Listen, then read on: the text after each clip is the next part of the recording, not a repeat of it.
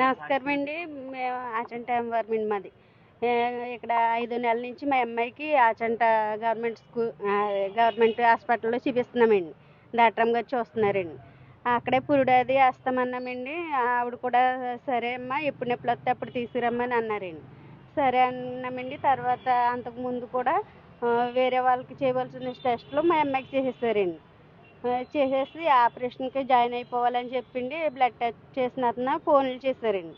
ఫోన్లు చేస్తే రేపు రమ్మన్నారు, రేపు వస్తామని మేము అంటేనే అలా కదమ్మా జాయిన్ అయిపోమన్నారు అన్నారండి. అంటే పిల్లనైతే తిప్పుతు మీద కానివ్వండి మా ఆయన గారు నేను ఆ వేళ వచ్చామండి 12వ తారీఖునండి. 7 ఎంత అవుతుందండి అప్పుడు వచ్చి రిపోర్ట్లు పెట్టుకుని వచ్చి పెట్టామండి. ఆవిడకి నర్సు గారు తీసుకుని డాక్టర్ గారికి పెట్టారు. పెడితేనే జాయిన్ అయిపోమన్నారు. జాయిన్ అయిపోమంటే మరి ఫస్ట్ పీరియడ్ కదండి, ఇలాగ మరి నొప్పులకి ఏమన్నా ఇస్తారా ఏంటి అని అడిగానండి నేను. అడిగితేనే ఫస్ట్ పీరియడ్ అయితే మళ్ళీ చేస్తాను ఏమున్నదో చెప్పమ్మా అంటేనే నర్సు గారికి నేను చెప్పానండి. ఇలా చేతి పరీక్ష కూడా చేయలేదు, చేతి పరీక్ష చేసి సిలువుగా వస్తుందా లేకపోతే ఆపరేషన్ పడుతుందా చెప్తాము అనేసి అన్నారండి. అంటే సరే అనేసి మళ్ళీ డాక్టర్ గారికి ఫోన్ చేసి అడిగారండి వాళ్ళు.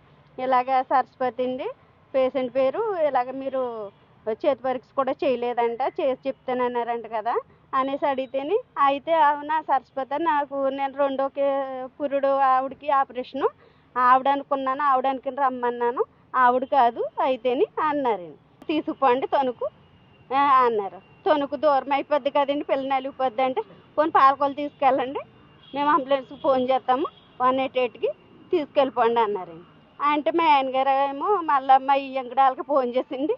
ఇలాగ అంటున్నారంటే వాళ్ళే ఇదేంటి ఇప్పుడు దాకా అక్కడే వాడిచ్చాం కదా, 5 నెలల నుంచి అక్కడే వాడిచ్చాం కదా, ఇలాగ అంటమేంటి టయానికి ఉండాలి కదా అని వాళ్ళు అన్నారండి.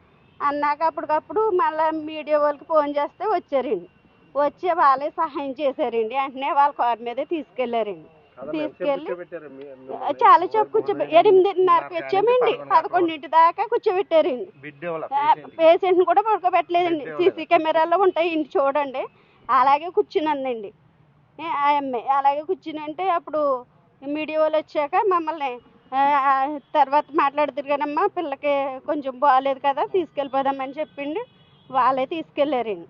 తీసుకెళ్ళి సూర్య హాస్పిటల్లో జాయిన్ చేశారండి. అక్కడ చేయించామండి ఆపరేషన్.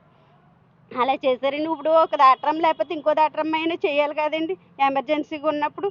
అలాగే హాస్పిటల్ అలాగ ఉండి మళ్ళీ మమ్మల్ని అంటమేంటండి పర్సనల్ లైఫ్లు ఉండవా అని అడిగారండి. పర్సనల్ లైఫ్ ఉంటే జాబ్ మానేయాలి కదండి, పర్సనల్ లైఫ్ లేని వాళ్ళు చేస్తారు కదండి పోనీ.